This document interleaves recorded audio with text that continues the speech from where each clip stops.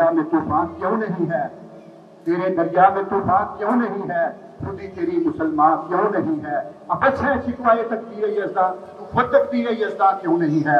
ये एक जा क्या हजार हो तो हजार तुझ पे निसार कर दूं। ये एक जा क्या हजार हो तो हजार तुझ पे निसार कर दूं। मेरे वतन ये अकीदतें और प्यार तुझ पे निसार कर दूं।